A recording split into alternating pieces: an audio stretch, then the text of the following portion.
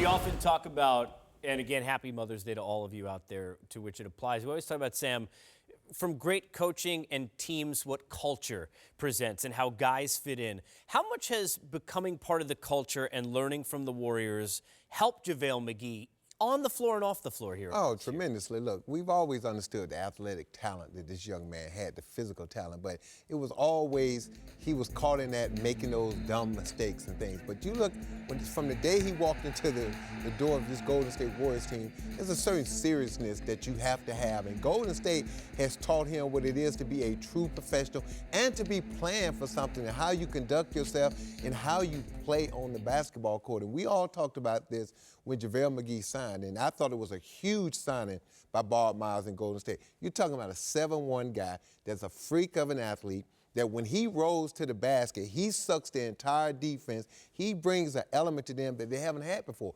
a finisher at the rim. And if you're a pick-and-roll team, Jarvis knows this, two things has to happen. You have to have a guard that can come off a screen and be aggressive to make the defense respect you, and you have to have a big that's willing and unafraid to roll to the basket and finish when he gets it. And it's Steph Curry and JaVale McGee. That's about as good a combination you can find. So give JaVale McGee a lot of credit. He's grown up and he understands when you're playing for the Warriors, you're going to be competing for championships, and that takes a different mentality. You know, the other thing is, Jarvis, at the beginning of the year, so much talk here on set was about, well, they lost Mo Spates, you lost Festus, Bogut gone. What are they going to do with size? How's that second unit going to play? He's kind of changed all of that. We've seen him become a big part of what takes place when the starters leave. Yeah, his talent is obviously evident. And, you know, you can, early in his career, you can blame the focus that he was on with other teams that he played with. But when you come into a situation like coming to the Golden State Warriors, they demand a certain level of focus and a certain level of play